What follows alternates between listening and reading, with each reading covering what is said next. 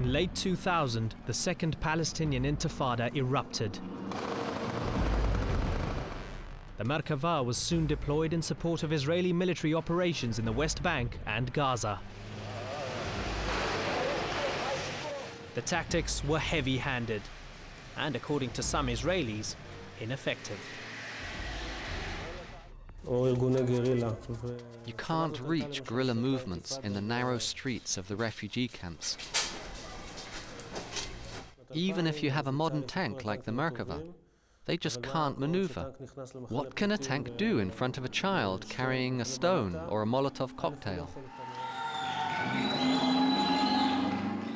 The use of large-scale tanks in civilian applications actually creates a great sense of antagonism and hostility.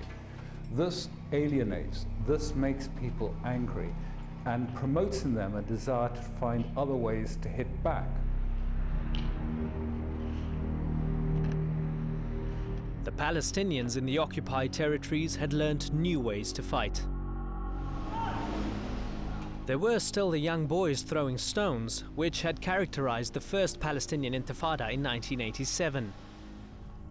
But increasingly, the Israelis found themselves facing a new generation of Palestinian guerrillas.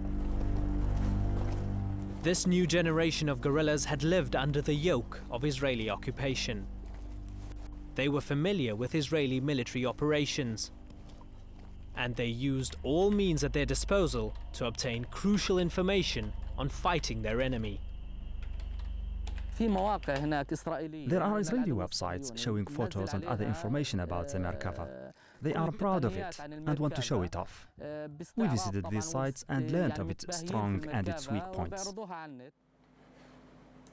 The belly of the tank is not as well armoured as the sides or the front.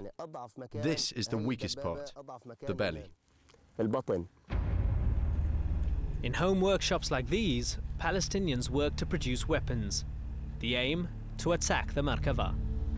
So explosives were available both in West Bank and in Gaza. The exercise was really to foresee and to estimate the positioning in which to put the explosives and to find some effective way for initiating the explosives. In Gaza, one paramilitary faction, the Salahuddin Brigade, took on the challenge of striking at the Merkava.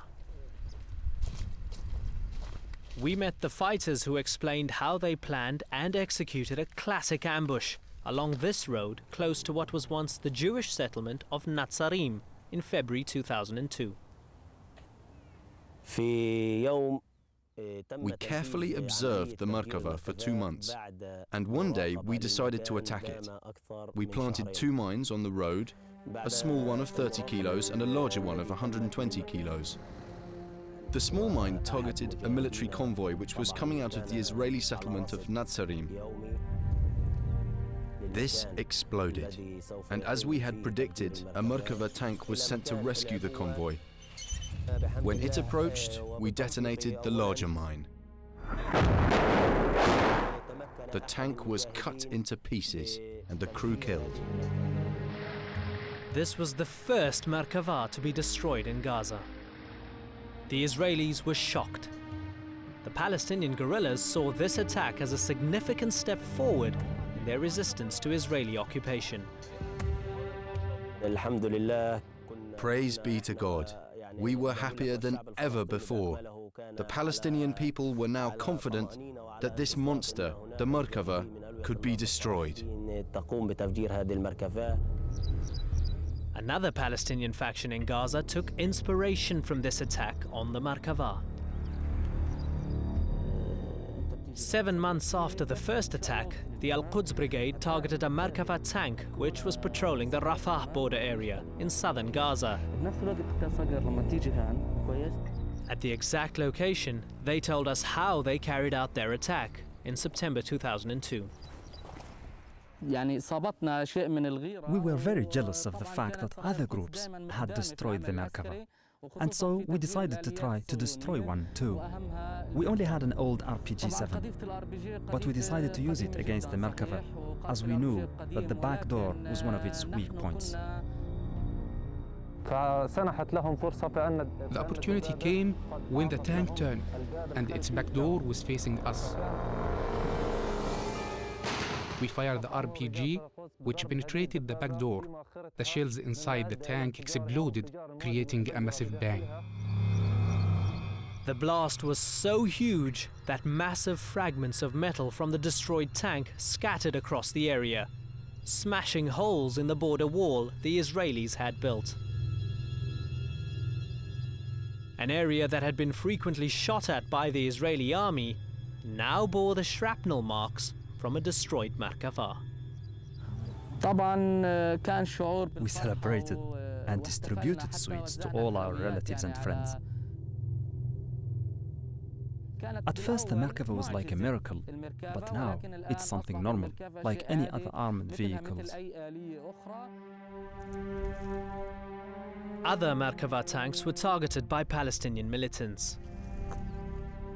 A week after the strike by the Al-Quds Brigade, another Merkava was blown up by a landmine close to Al-Mughazi refugee camp. The explosion was so powerful that to this day the soil still remains discolored on the exact spot where the tank was destroyed.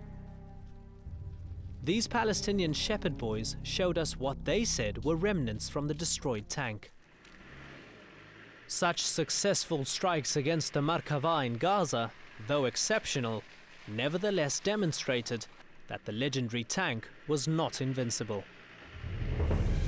A chink in Israel's armor had been detected.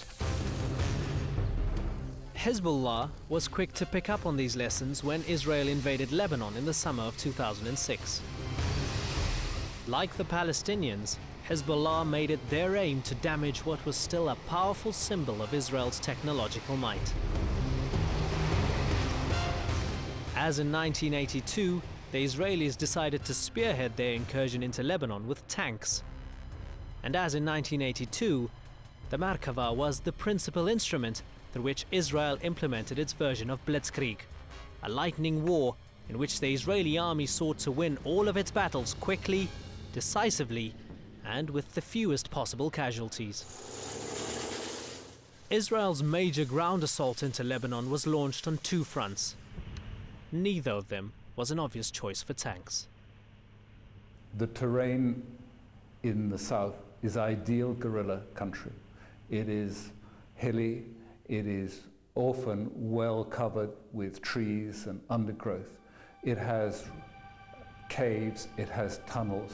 It was ideal territory for people who know the ground and understand the area very well, and extremely difficult for an invader who does not know the ground as well.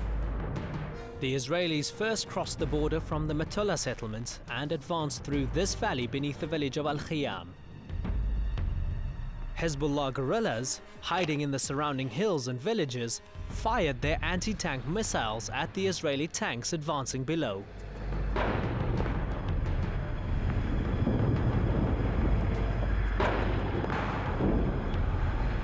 That incursion of tanks reached about 3.5 kilometers before that was halted by missile attack. Hezbollah was using the latest Metis and Kornet anti-tank missiles. Manufactured in Russia, the missiles had the ability to pierce even the heavy armor of the Merkava.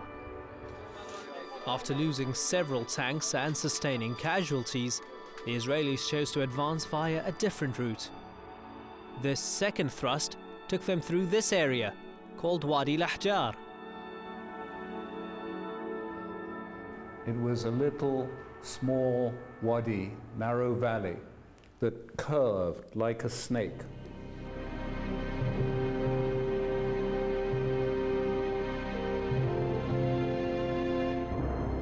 The Israeli tanks got trapped in this small wadi, and many were destroyed by Hezbollah. And of course, find it very difficult to bypass or get past either the lead tanks that had been destroyed or some of the rear tanks that had been destroyed. And that left them in a very difficult situation, and they had to retreat.